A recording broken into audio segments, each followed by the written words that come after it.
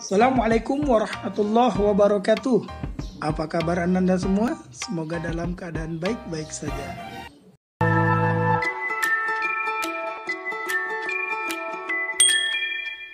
Alhamdulillah, jumpa lagi bersama Ustadz Amri. Hari ini Ustadz Amri akan membawakan pembelajaran PPKN dengan pembahasan bab 1, Perumusan Pancasila sebagai Dasar Negara. Baiklah, kita mulai.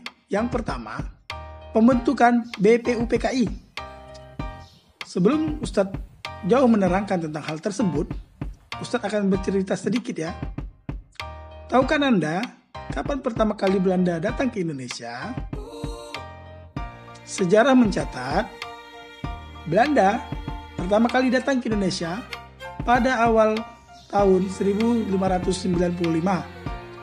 dalam ekspedisi pencarian dan perdagangan rempah-rempah yang pada saat itu dipimpin oleh Cornelis de Houtman dengan tujuannya untuk mencari rempah-rempah dan kekayaan alam. Pada saat itu mereka tiba di Banten.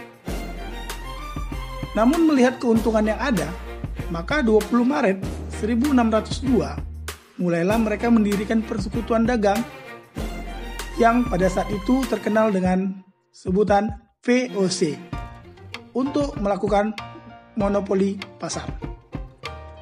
Singkat cerita, dari tahun silih berganti, Belanda membawa tentara untuk menduduki Indonesia. Namun hal di atas berubah ketika Jepang menguasai wilayah Indonesia. Belanda menyerah di Kalijati, Subang, Jawa Barat pada tanggal 8 Maret 1942 di Perang Asia Timur Raya.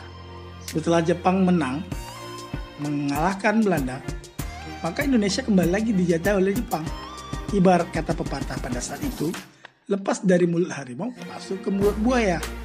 Tepat kiranya untuk menggambarkan bagaimana kondisi penderitaan bangsa kita pada saat itu. Akibatnya terjadi pekerjaan paksa, ambil paksa, dan perbudakan paksa. Namun singkat cerita pula, kemenangan Jepang di Asia tidak begitu lama bertahan. Pihak sekutu, baik Inggris, Amerika Serikat, dan Belanda, melakukan serangan balasan.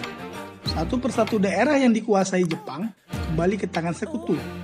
Melihat hal itu, pada peringatan pembangunan Jawa Baru, tanggal 1 Maret 1945, Jepang mengumumkan pembentukan BPUPKI atau Badan Penyelidik Usaha-Usaha Persiapan Kemerdekaan Indonesia, atau dalam bahasa Jepang disebut Dokuritsu Zumbi Tosakai.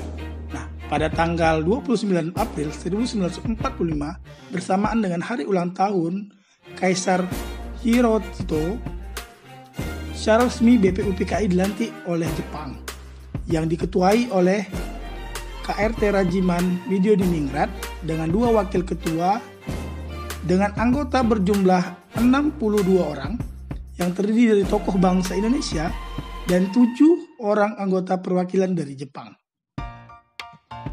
Tahukah antum semua, BPUPKI mengadakan sidang sebanyak 2 kali, sidang resmi dan 1 kali sidang tidak resmi. Sidang resmi pertama kali dilaksanakan pada tanggal 29 Mei sampai 1 Juni 1945, membahas tentang dasar negara.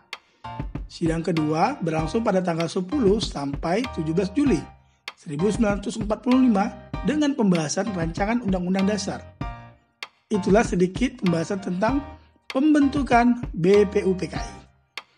Baiklah, kita masuk pada pembahasan kedua, yaitu perumusan dasar negara.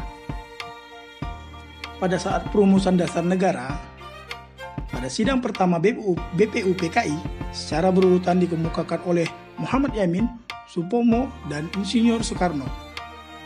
Ketika antum mengingat, pada tanggal 29 Mei, Muhammad Yamin mengusulkan secara lisan 5 dasar negara. Yang pertama adalah pri kebangsaan. Yang kedua, pri kemanusiaan. Yang ketiga, pri ketuhanan. Yang keempat, pri kerakyatan. Dan yang kelima, kesejahteraan sosial. Dan disambung selanjutnya pada tanggal 31 Mei 1945 oleh Supomo. Beliau menyampaikan pidatonya tentang dasar negara. Adapun 5 hal yang beliau sampaikan. Pertama, persatuan. Yang kedua, kekeluargaan. Yang ketiga, keseimbangan lahir dan batin. Yang keempat, musyawarah. Dan yang kelima adalah keadilan rakyat. Selanjutnya Insinyur Soekarno pada tanggal 1 Juni 1945 juga menyampaikan pidatonya tentang dasar negara Indonesia. Dikenal dengan 5 pada saat itu adalah: pertama, kebangsaan Indonesia; kedua, internasionalisme dan pri kemanusiaan; yang ketiga, mufakat dan demokrasi; yang keempat, kesejahteraan sosial; dan yang terakhir adalah ketuhanan yang berkebudayaan. Insinyur Soekarno dalam sidang itu pun menyampaikan bahwa kelima dasar negara tersebut bukan dinamakan Pancadharma atas penunjuk seorang temannya, ahli bahasa. Rumusan dasar negara tersebut dinamakan Pancasila. Pada akhir masa persidangan pertama, Ketua BPUPKI membentuk panitia kecil yang bertugas untuk mengumpulkan usulan para anggota yang akan dibahas pada sidang berikutnya. Panitia kecil ini dipimpin oleh Insinyur Soekarno dengan anggota yang terdiri dari Muhammad Yamin, Muhammad Hatta, A.A. Maramis, Raden Abi Kusno, Abdul Kahar Muzakir, Haji Agus Salim, Kiai Haji Wahid Hashim, dan Ahmad Subarjo. Nah, selanjutnya kita masuk ke pembahasan yang bagian B, penetapan Pancasila sebagai dasar negara. Kekalahan Jepang pada Perang Dunia II membuka kesempatan bagi bangsa Indonesia untuk mempersiapkan kemerdekaan atas dasar prakarsa sendiri. Setelah selesai tugas BPUPKI pada Agustus 1945, Jepang mengumumkan pembentukan Panitia Persiapan Kemerdekaan Indonesia, yakni PPKI atau Pukuritsu Jumbi Inkai. Untuk keperluan membentuk PPKI tersebut, 3 orang tokoh pendiri negara, yakni Insinyur Soekarno, Muhammad Hatta, dan Rajiman Widyaningrat berangkat menuju Jenderal Besar Saiko dengan tujuan dan diangkatnya Insinyur Soekarno sebagai Ketua PPKI dan Muhammad Hatta sebagai wakilnya. PPKI beranggotakan 21 orang termasuk ketua dan wakil tersebut.